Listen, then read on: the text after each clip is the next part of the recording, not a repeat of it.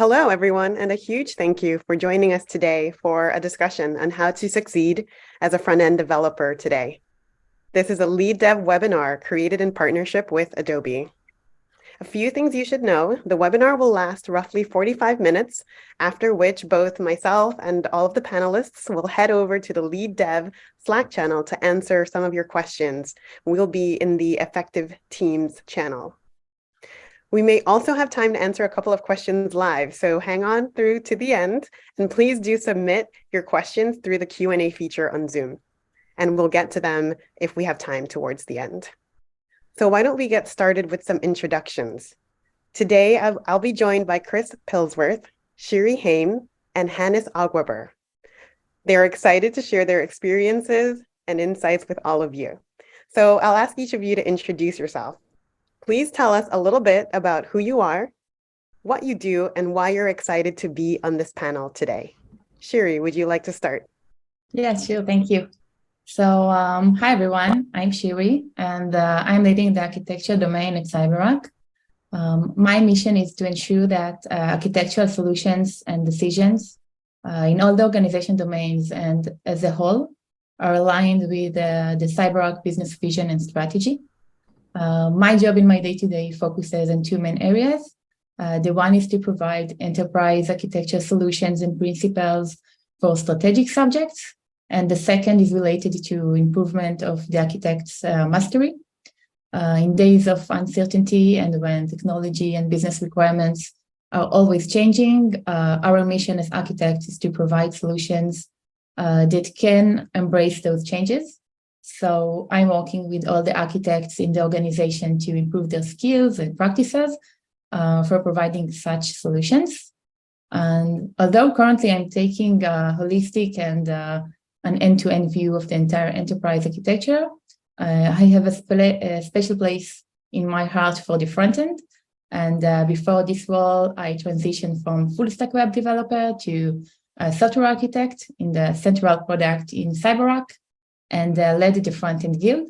I was part of the big bang we did for modernizing our front-end layer in the past and push for creating the front-end infrastructure team in our SaaS platform. I'm really excited to be here today. I will be looking to learn from the rest of the panel and their experience and share mine as well. That's awesome. Hannes, how about you? Hey folks, I'm Hannes. Thanks for having me today. It's awesome to be here. Awesome to be, in front of a, I'm sure, very, very broad and engaged audience. So that's good. I'm actually very much in startup land these days. So my team and I work on an extension to Jira, which I'm sure some of you have had one or two experiences with. Our extension is called JXL for Jira. And if you thought that Jira is as close to perfect as somehow possible, JXL will make it even better. This, as a very, very early startup, I'm pretty much kind of all over the place. There's a lot of development, a lot of engineering going on, but of course all the other things that are required for running a business, which is quite exciting. Before starting my own business, I was actually working on Jira, so for Atlassian in the beautiful Sydney headquarters, and yeah, been there for a couple of years. I think the last big project that I was involved in was the front end rewrite of Jira Cloud. So for those who use Jira, you may remember that a couple of years ago, the UI, which had a bit of a retro charm to it, started to evolve. That was an experience change, but it was also a massive technology change. So we moved from a mix of technologies to React front end, and with that came a lot of challenges. Obviously, from upskilling the engineering team to putting certain guardrails in place so that the code base can scale well, to making sure that the performance is good, even when more and more parts of the UI are covered. So you can imagine there was an interesting project. It's actually still ongoing, of course, but I'm happy to have my own thing going now. Yeah, that's me. Thank you, Hannes. Let's hear about you, Chris. Hi everyone. Yeah, my name is Chris Pilzer. I'm currently a solution consultant for Adobe, working on the Adobe Experience Manager product. So this is their content management system product that's used by customers to run and operate their the websites. I've worked as a developer and architect for many years, kind of working for agencies, consultancies, and for end customers as well across automotive, finance, and fashion primarily. Now my role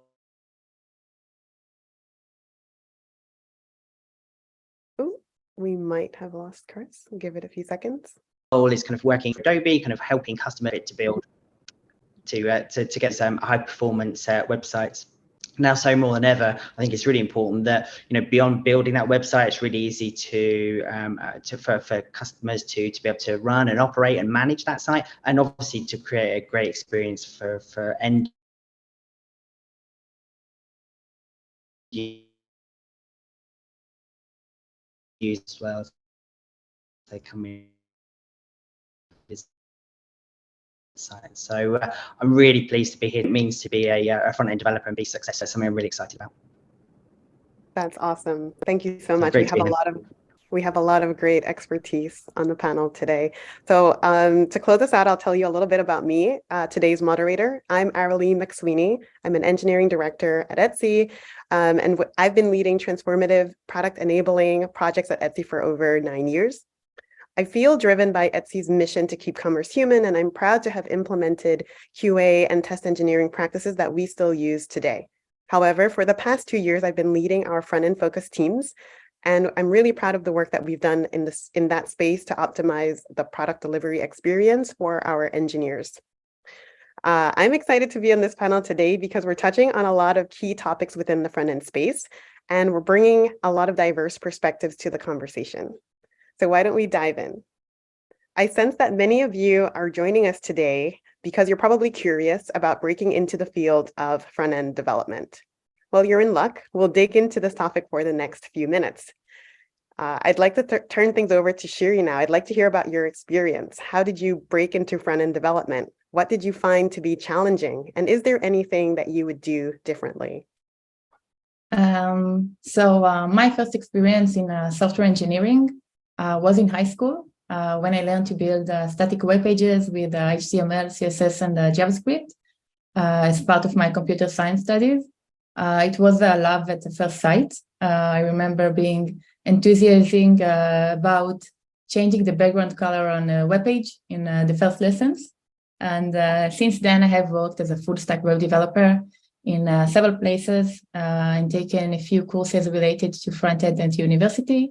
I joined to CyberArk as a full stack software developer, and I had an amazing opportunity to be part of the initiation team that worked on the significant front-end modernization of all web applications of CyberArk to Angular and the REST API.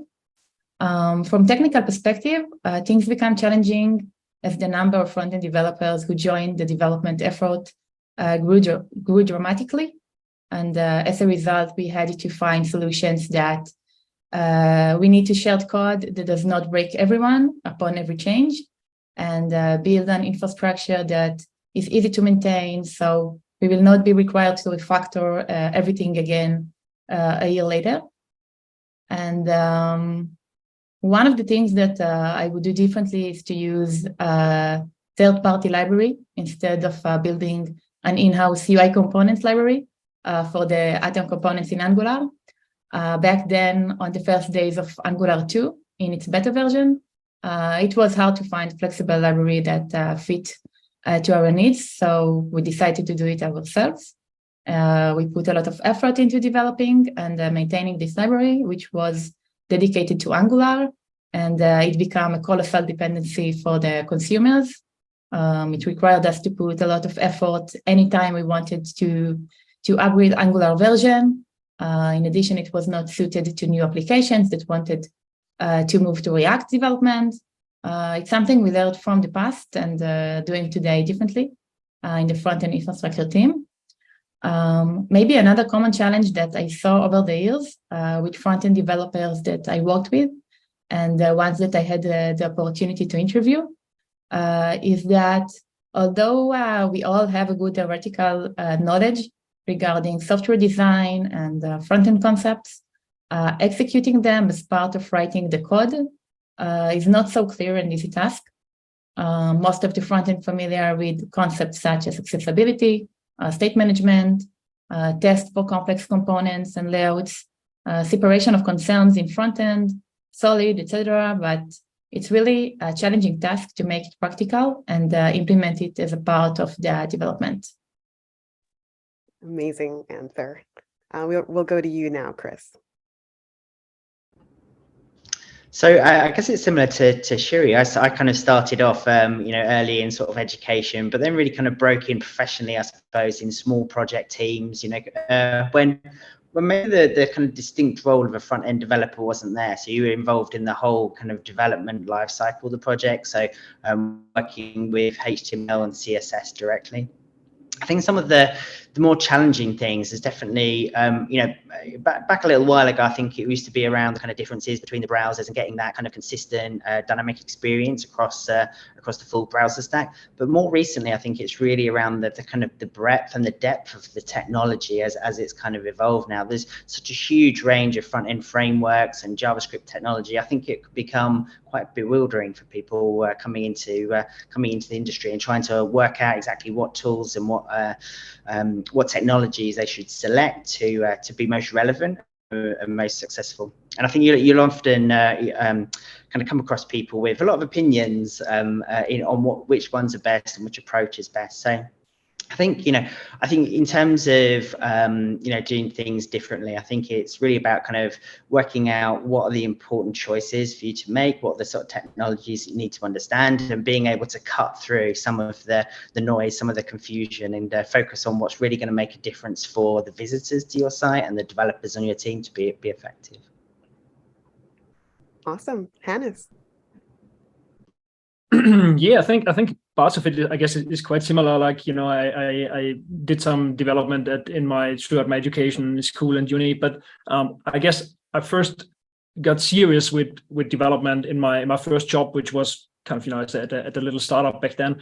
And what we did is we did product development, right? I don't want to go into the details, but it was ultimately a product, and you can't really do product development without a front end, obviously, right? Well, not is maybe stronger for word, but there are very few products that don't have a front end.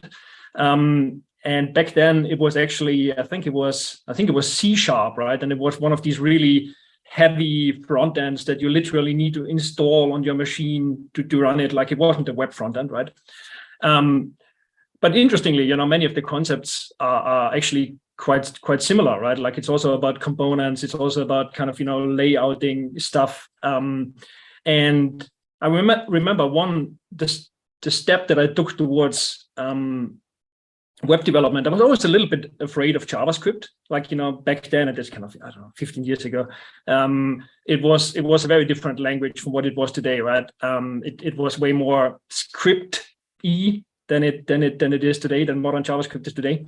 And I remember kind of doing these step-by-step things, right? Like, I think I first used Google Web Toolkit.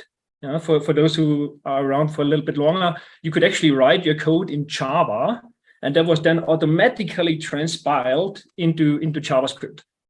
Sounds crazy, was pretty crazy, not around anymore. But that was kind of my first step towards the web. But I think when I really started to embrace JavaScript and some of these principles that come with it was through Flash. Remember the Flash games back in the days? The thing that now doesn't run on your phone anymore.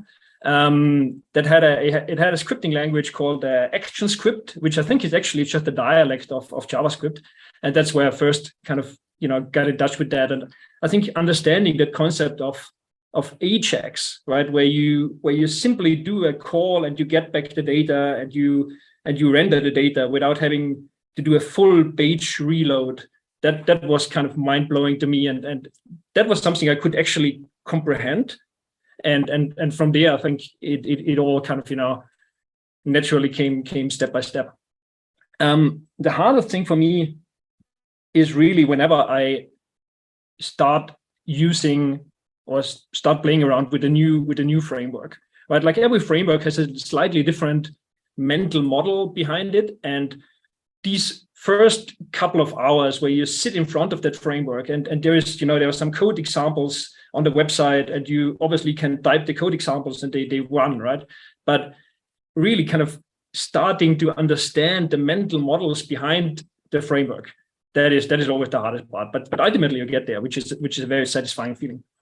And in terms of doing things differently, actually, I think on a technical level, I always get to regret not thinking enough about guardrails early on, right? Like when you write your first lines of code, it's all easy. You don't worry about scalability, about maintainability, and you surf along, right? But suddenly there is this point where it all becomes really, really, really hard, right? And you kind of need to get good at step back and change a few things.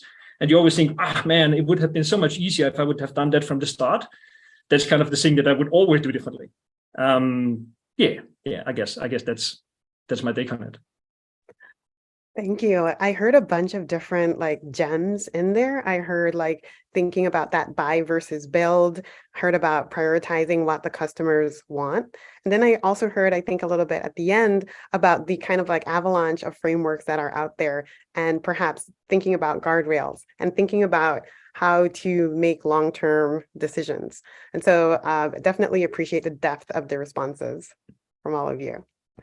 And I think what's interesting now is that as soon as you successfully secure your job as a front-end developer, whether you're breaking into the field or whether you're switching industries, there's an immediate other goal that emerges, and that is being able to quickly demonstrate the skills needed on the job. So let's start by focusing on hard skills. We're coming back to you, Hannes. What, in your perspective, are the hard skills that front-end developers need to succeed on the job? I think it obviously depends a little bit on the size of the project that you're looking at, right? Like if you think about as a nice and tidy small project, I think the focus is probably on building a UI that feels awesome, right? That's usually the main goal here. You want to kind of channel your inner designer or work closely with designers on your team, and then there's a lot about obviously thinking about the right interaction patterns and things like that. There's a little bit of CSS skills that you probably want.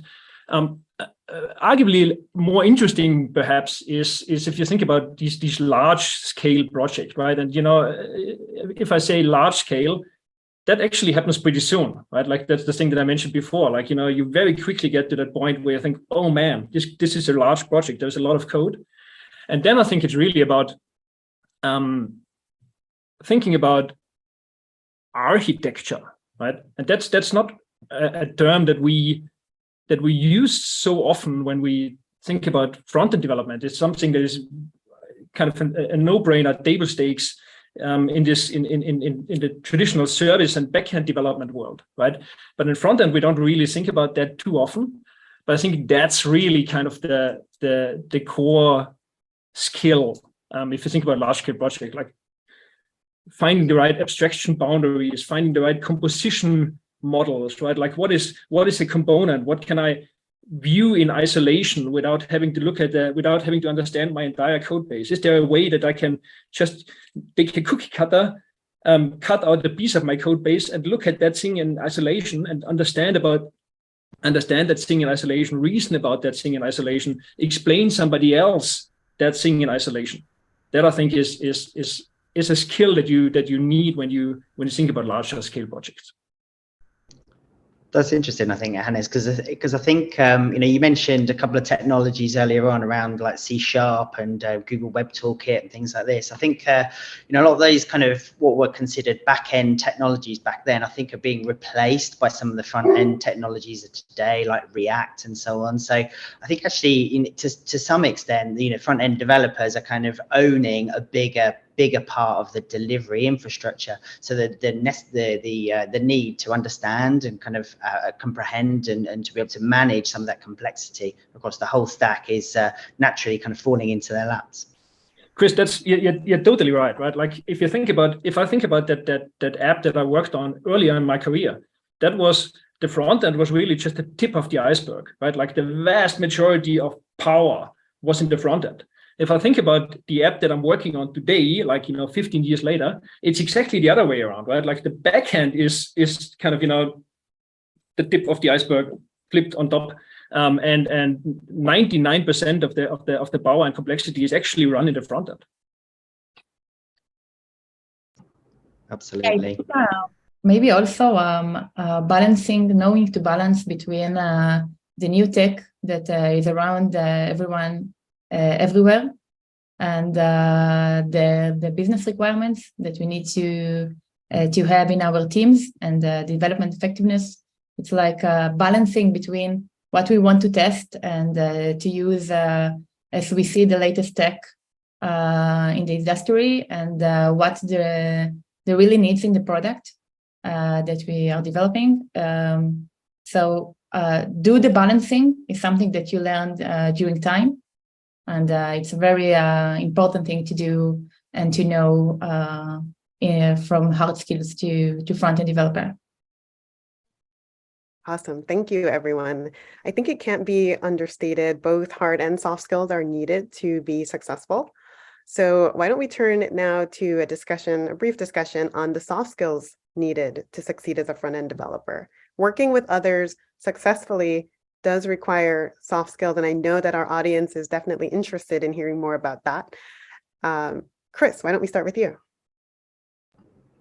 Thanks. Yeah, so I think there's it's amazing. I think to be successful as a front-end developer, you need quite a broad range of soft skills within the job. I think it's quite easy, particularly when you can sit behind kind of ticketing systems that kind of manage your workload, to kind of sit quite separately from some of your counterparts on a project. So, but I think collaboration with designers, with users, potentially putting the user at the heart of what you're doing, working with testers and back-end developers is really one of those kind of key kind of soft skills that you need. It's about being able to sit down and confidently kind of work through those problems, understand different people's perspectives and go through those. So working through those relationships, learning how to negotiate, potentially with people's crazy ideas about how your front end should work or how it should be designed is a valuable skill to avoid you getting drawn off down some dark alleys in terms of front end developer. But I think also with the technology, I think being able to kind of pace yourself as well and understand what you're able to do, give yourself the space to be able to think and to be able to problem solve. I think that actually doesn't always come naturally. I think it's quite easy to get drawn into these problems and to let them kind of overcome you. But yeah, being able to pace yourself and to give you time to think and reason about these things will help you make the best decisions. I think those are the soft skills that are important to me. I think you made an interesting point about developing the habit of understanding the perspectives of others. How do you go about doing that, or how does that look in practice? I think in practice, nothing really beats kind of sitting down with the people that you're working with side by side. It's easy to forget that, particularly in big teams when you can just pick up a task or you've got a bug to fix or a feature to implement. But sitting down with users, making sure you've got that understanding, sitting down with testers, making sure that there's a shared understanding of these problems, I think can go a long way to getting to the best resolution, the best outcome.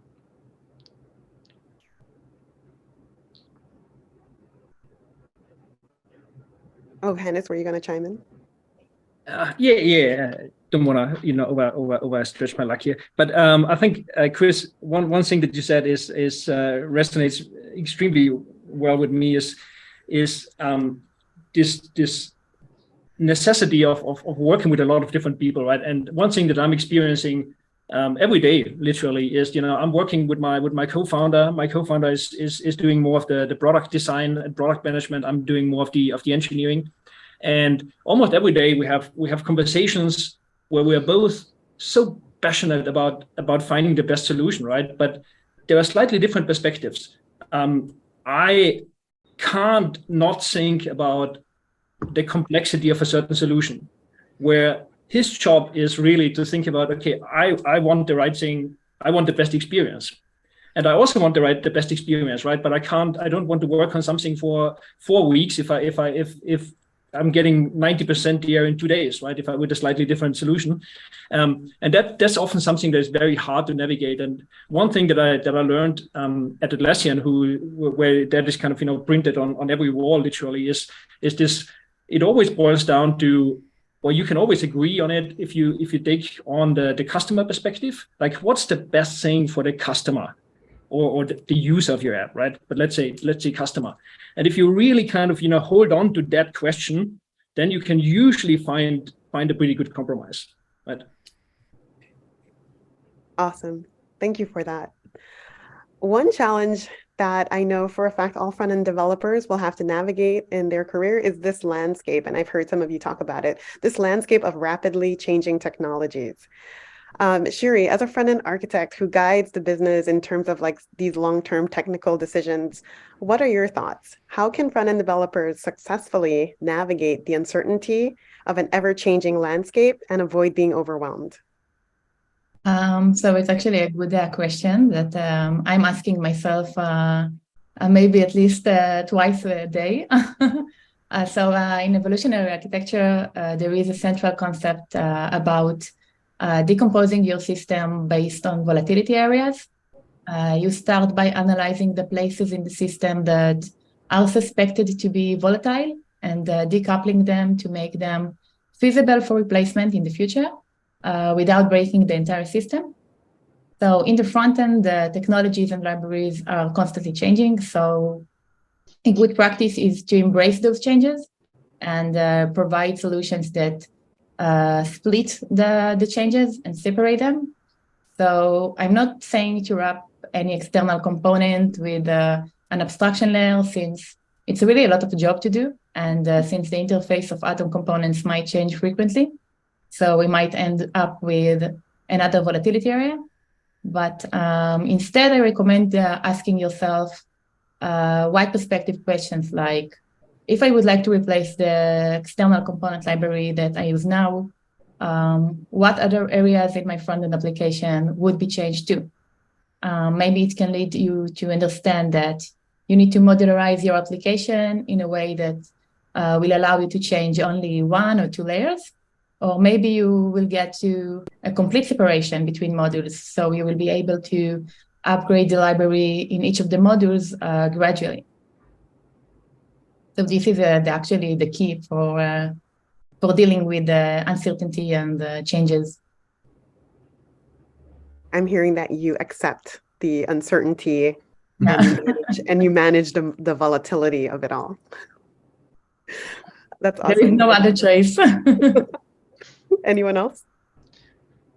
I think Shiri raised some very good points there. I think you need to expect the unexpected, expect that uncertainty. I think certain things will change. For me, as a kind of front end developer, I think there's some things that are more stable in the sort of technology stack. For me, the focus should really be on those kind of universal kind of core web skills. So this is around, those basic things like HTML, CSS, and a little JavaScript.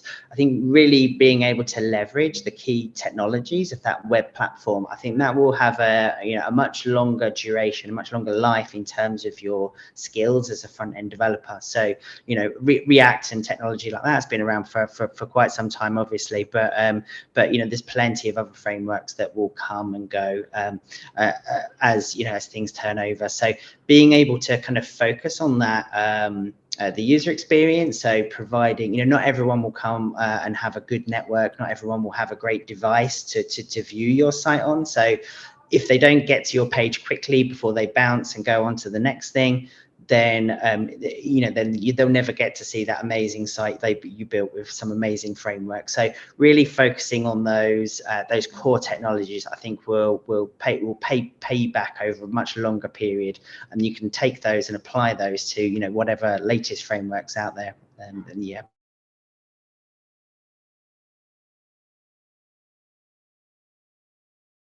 All right, thank you. I have a question that I can't resist that I see in the Q&A. Adobe Experience Manager over the next year, making that great performance. Oh, sorry. I have a very interesting question in the Q&A specific to this kind of world and this environment of rapidly changing technologies. And the question is specifically, does your responses, so Shiri, your response, and Chris, your response, are you responding in the context of adapting to AI coding as well, like ChatGPT? So I think that it's like more abstraction guideline that can become more practical today with ChatGPT or anything else. Even ChatGPT is like API and things that might change in the future. Maybe others will come with an alternative solution for ChatGPT, and we need to embrace this change too. So I encourage you to wrap this also change and relate it as another volatility area when you're developing your code. Got it. Embrace the volatility. It's a good, I think leveraging AI is a great way to start learning as well. You know, I think I've had kind of mixed experiences with applying AI to code.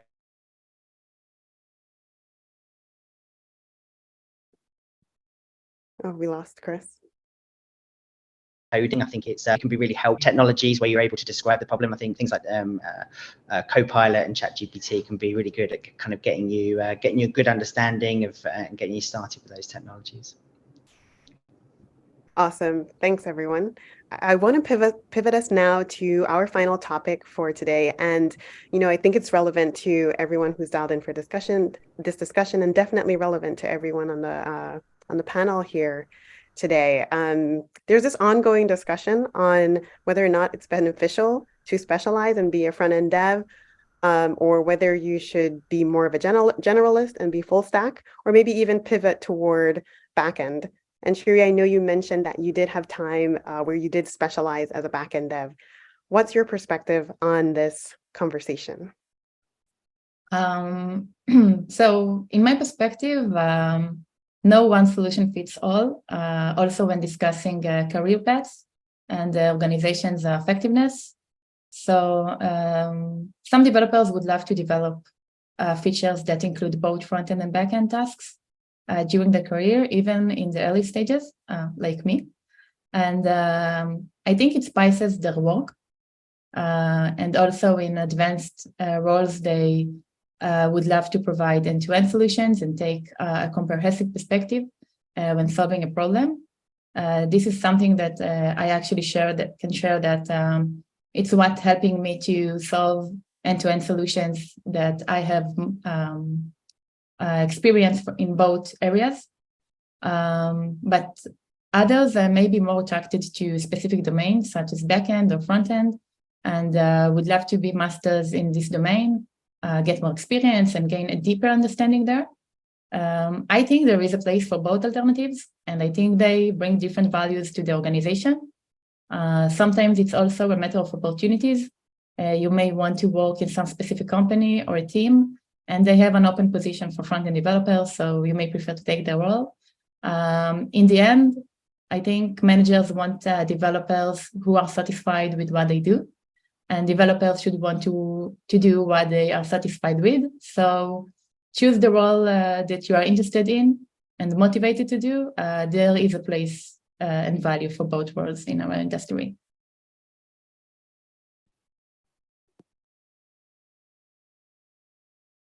Go ahead, Hannes. I know you're excited about this question. Yeah. That's one of my favorite topics to discuss, actually. No, I'm putting on my hat as an engineering manager again from a little while ago. I'm actually a big believer in the concept of the T-shape developer. What does that mean? It means that you want to have a broad understanding of things, right? Like that's the top part of the T. It's wide, it's broad, but then you also want to specialize in a certain area, and that's kind of the vertical part of the T. You go deep in a certain area. I think that's to me, that's kind of almost the ideal model, right? This is arguably a bit of a spicy take, but I think we've reached a level of sophistication in both front-end development and back-end development that it's very, very hard to truly master both worlds, right? I'm not saying it's impossible, but it's very hard, and I myself definitely don't consider myself as mastering the backend these days. Definitely more of a front-end specialist. That doesn't mean that but you also need the horizontal part, no doubt about that, right? Like, if these days, if I need a little REST endpoint somewhere that does a little bit of data processing and returns the data, of course I should be able to write that, right? Is that front-end development? Yeah, well, I guess it's not in the strict sense of the word, right? It is back-end development, I suppose. So this is the horizontal part of the D, but I don't think I would master like complex nested subqueries in SQL anymore, or maybe never did. And I think that's fine, right? If I need that, then I team up with somebody who can do it. Yeah, that's I guess my way of thinking about it. That's interesting. I think about the T-shaped developer. I think a lot of people kind of relate to that. You need that kind of breadth, I think, to really understand the how applications come together. When it comes to kind of developing applications, quite often there'll be a large team within an organization. You'll have people dedicated and specialized into each of those areas. Whereas throughout the lifetime of that application, actually you need to be able to have a bit more breadth of knowledge of the application. So you don't necessarily need to be a specialist in that database or in that CMS, for example. But as long as you've got an appreciation of that and can kind of apply those skills to solve problems and to fix bugs and to understand what's needed to kind of increment and improve that product, I think that's really useful. But yeah, I don't know. As I was saying earlier on, I think this is happening more and more, almost incidentally, because the front end technology stack is taking over so much of a bigger share of the applications. I think it's drawing people into a much wider responsibility when it comes to looking into those applications. So yeah, it's definitely it can be quite kind of bewildering, I think, when you kind of got a much broader responsibility when it comes to delivering those applications. I guess that's where the architecture that Shiri was talking about earlier on comes in. If you can start to compartmentalize those things and kind of hand those off to the kind of relevant architectural components, then you can kind of relieve some of that tension and simplify the elements of the application that you're working with. Absolutely. And something that stood out to me that you touched on, Hannes, was when you said that both sides of the stack have matured and evolved into like highly complex parts of the code base. And can you dig in a bit more, particularly when we think about Web3, for example, or when we think about trying to launch applications to fit different device types and different devices available globally, for example?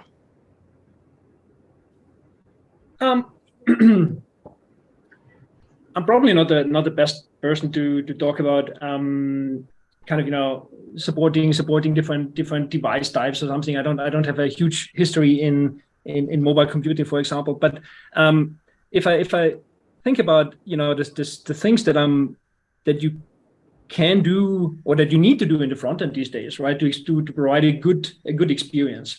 What are your customers expecting these days? Your customers expecting a single page application that loads quickly, that has great experiences, and to provide that, right? There's a lot of complexity in there. Just think about state management. Let's say you have some kind of thinking back to Jira, right? Let's say you have a sidebar where you have all your navigation in there. And then somewhere in a completely different part of your page, you want to press a button and that sidebar should disappear or should appear. That sounds like an easy thing to do, but if you think about this as a code line with a million lines of code, which is totally in the normal for a large application. You need to write that in a way that can be picked up by 100 developers, maybe more. At some point, everybody in the team, should be able to go to that piece of code, comprehend that piece of code, make a change to it. So there's a lot of, and we're getting back to that topic, right? There's a lot of architectural decision making necessary to produce code that allows doing that.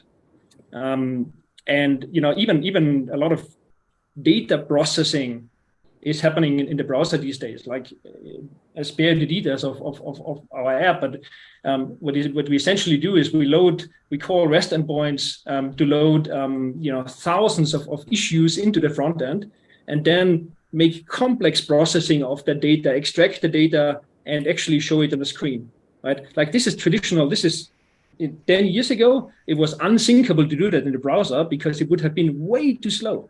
But these days, browsers are extremely powerful machines. We can write very performant JavaScript code these days, so we are able to do that in the browser to create better front-end experiences. I think that is kind of what's shifting that equation. Yeah. Absolutely. So there you have it, folks. There's a lot of complexity in the front end space. So choosing to specialize does not hurt your career chances or hurt your ability to have an impact on this industry. I'm seeing questions come in to the Q&A. Thank you for submitting your questions. Feel free to submit more questions. But the one that I would like to get to now is a question. It goes, how would you succeed when working with other great rock star developers? Sometimes the young developers do things much faster, but more experienced ones have better architecture experience. So we do have an architect here with us, so I'm going to ask Shiri to start us off here.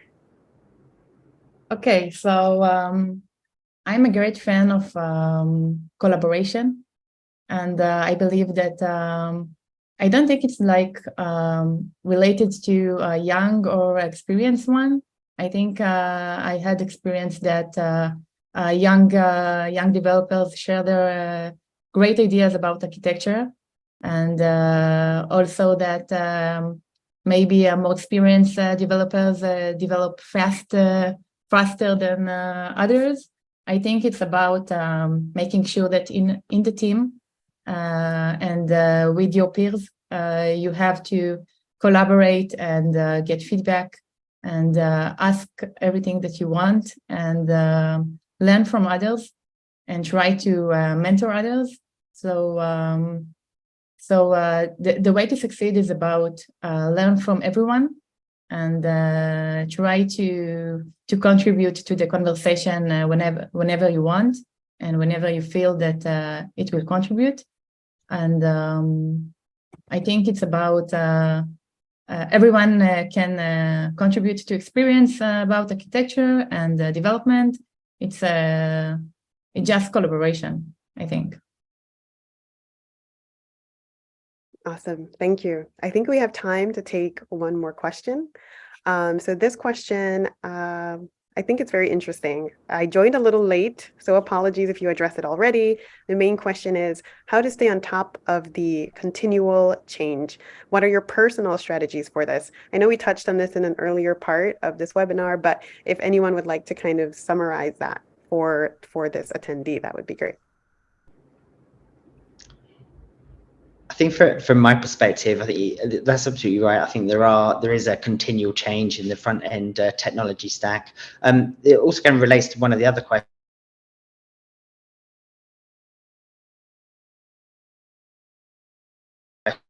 From my perspective, at least, was what is good semantic HTML with accessibility kind of built into that, utilizing the web platform CSS and knowing JavaScript well, but not necessarily kind of relying on that wholly and completely to be able to deliver those front ends. I think if you can focus on those skills, I think they'll have a lot of longevity, and I think then you can take those and apply those to whatever front end technology comes along, using and leveraging that web platform primarily. Awesome. Thank you for that, Chris. We're at time here, so I want to just remind everyone that we didn't get to all the questions, but you're very free to join us in the Slack channel. We'll be answering questions in the Effective Teams channel. I want to personally thank all of our panelists. They excellently covered a lot of key topics today, specifically breaking into the industry, the front end versus full stack versus back end angle, navigating that uncertainty, and exploring the hard and soft skills. So thank you, Chris, Shuri, and Hannes. Again, please join us in Slack. We'll answer your questions. We'll be in the Effective Teams channel. Thanks for joining, and we hope to see you next time.